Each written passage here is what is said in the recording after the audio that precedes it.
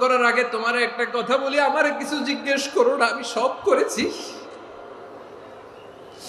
এমন কোন পাপ নাই যে পাপ আমারে দিয়ে হয় নাই।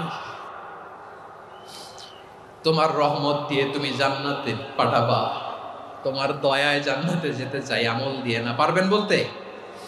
কিয়ামতের দিন আমরা বলবো, আল্লাহ আমার আমল দিয়ে জান্নাত চাই না, আমি তোমার দয়া দিয়ে জান্নাত চাই।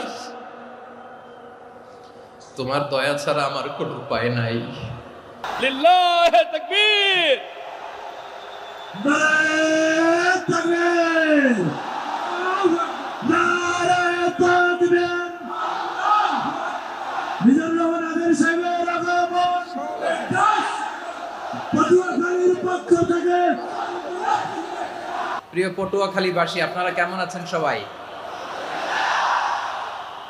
আমি তো দেখলাম যে গতকালই এসে আপনারা বসেছিলেন।